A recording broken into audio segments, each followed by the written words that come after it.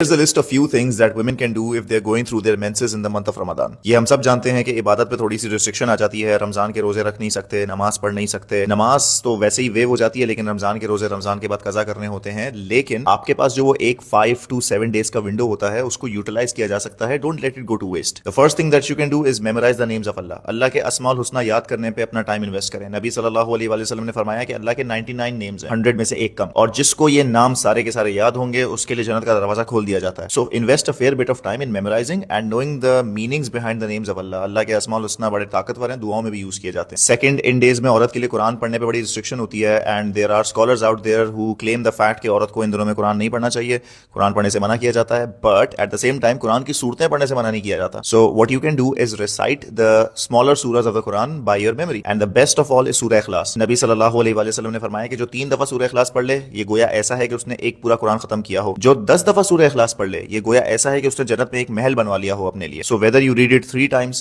10 times, 300 times, 1000 times, it is entirely up to you. Also اگر کوئی شخص 10 مرتبہ سورہ اخلاص پڑھ رہا ہے تو وہ ڈیول نیت کر لے کہ میں 3 دفعہ قرآن ختم کرنے کا اجر بھی چاہتا ہوں اور 10 دفعہ سورہ اخلاص پڑھنے پر اللہ سے جنت میں گھر بھی چاہتا ہوں. ٹیکنیکلی 10 دفعہ سورہ اخلاص پڑھنے پہ ایک گھر بھی پکا ہو گیا اور 3 قرآن ختم کرنے کا اجر بھی مل گیا. تھرڈ, قرآن پڑھنے پہ لمیٹیشن ہے, مان لیا. قرآن کی ٹرانسلیشن پڑھنے پہ لمیٹیشن نہیں ہے. So what you can do is go over on YouTube, doctor Israr, doctor Zakir Naik یا واٹ ایور جو بھی اسکالر آپ کو پسند ہو ان کی ویڈیو پلے کریں, ہیڈ فونس کان میں لگائیں, اینڈ لسن ٹو دا تفسیر آف دا قرآن, listen to the explanation of the قرآن, اور simply just listen to the translation of the قرآن. For is that you can read the biography of the prophet. نبی کی بایوگرافی پہ بہت کتابیں لکھی گئی ہیں, but the best of all, the most renowned is الرحیق المختوم, دا سیلڈ نیکٹر. گوگل پہ بھی موجود ہے, اس کے PDF اور ویسے فزیکل بکس بھی موجود ہوتی ہیں. So what you can do is invest a fair bit of time in learning about the biography of the prophet. Safi ur-Rahman Mubarakpuri کی لکھی ہوئی کتاب ہے یہ, and it is one of the best works as far as the prophet's biography is concerned. اتنی pin point details موجود ہیں اس میں, اینڈ حدیثوں کے حوالے بھی ہیں. In a way you can educate yourself about the life of the prophet. Number 5, and this one is my absolute favourite. آپ کو قرآن پڑھنے سے منع کیا جاتا ہے ان ڈیز میں, مان لیا,